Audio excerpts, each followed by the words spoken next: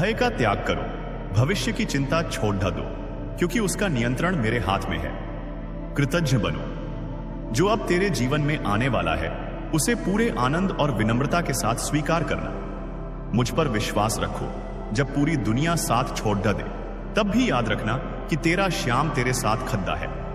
मेरे प्रिय, तेरी किस्मत में अब उजाला होने वाला है। अचानक, तीव्र और बिना किसी रुकावट के तेरी विजय निश्चित है, क्योंकि अब मैं स्वयं तेरा सारथी हूं। हे प्रिय अर्जुन, सुनो।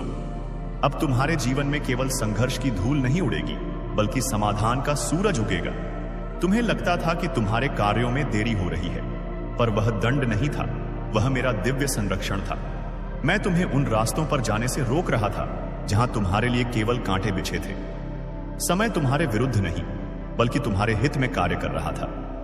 जो लोग तुम्हारे जीवन से दूर चले गए वे तुम्हारे योग्य नहीं थे। अब तुम्हारी राह में केवल वही आएंगे जिन्हें मैंने स्वयं तुम्हारे लिए चुना है। अब तुम जिन पर भरोसा करोगे वे तुम्हारे साथ छल नहीं करेंगे। मेरा सुदर्शन चक्र, तुम्हारा कवच। मेरे बच्चे, तुम्हारे आसपास कुछ ऐसे लोग भी हैं जिनकी दृष्टि निर्मल नहीं है। वे तुम्हारी प्रगति देख जलते हैं, लेकिन अब उनकी नीयत और उनके षड्यंत्र तुम्हें छू भी नहीं सकेंगे। मैंने तुम्हारे चारों ओर एक ऐसा अदृश्य दिव्य कवच बना दिया है जिसे कोई भी छल भेद नहीं सकता।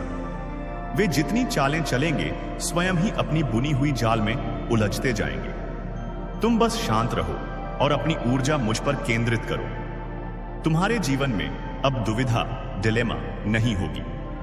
अब निर्णय लेना सरल होगा, क्योंकि मैं तुम्हारी बुद्धि में विवेक बनकर बैठूंगा। तुम जो खो चुके थे वह अब और भी भव्य रूप में लौट रहा है। तुम्हारी सबसे बड़ी शक्ति यह है कि तुम जितनी बार टूटे उतनी बार मेरी याद में खुद को संवारा।